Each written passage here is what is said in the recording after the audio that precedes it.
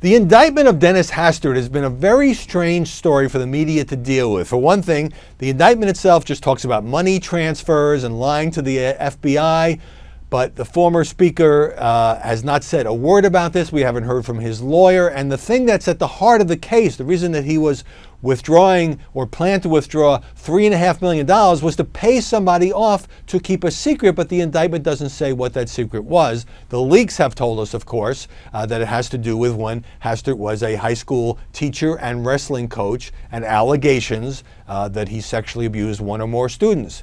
But it's been just kind of abstract and bloodless because we don't know who was the person who was allegedly receiving or demanding the money. That person has not come forward. That person is not named in the indictment. But now we do have a face and a story to go with the indictment. ABC News, Brian Ross, getting an interview with a woman who says that her late brother, when he was a high school student, was, she says, sexually abused by Denny Hastert.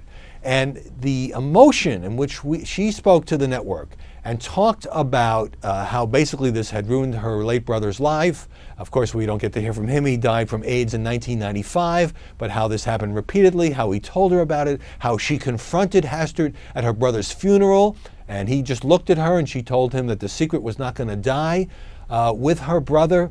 Now it's a story. It's a story where you realize, whatever people think about Denny Hastert, and yes, this was a long time ago, but you realize that there is, at least in this case, according to his sister, one real victim. And this is what changed with the Duggar family story, when we got to actually see on camera two of the four sisters who were, they now say, abused by Josh Duggar, when they looked into the camera and cried and told their story through tears.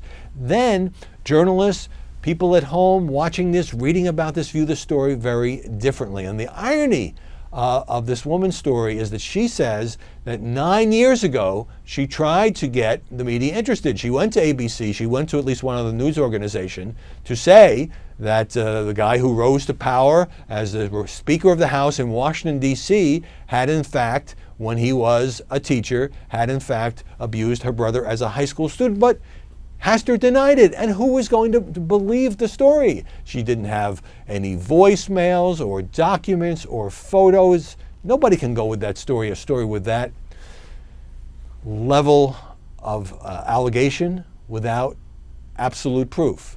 And so her story went unheeded until a couple of weeks ago, she was visited by the FBI. So kudos to ABC for getting the story. There's a lot more we have to hear about this, including Denny Hastert's side. The silence has just been so strange. But with one single interview, I think the whole narrative here has been transformed. And this is a story, like some of these others, that's going to continue until we find out more about what is alleged to have happened.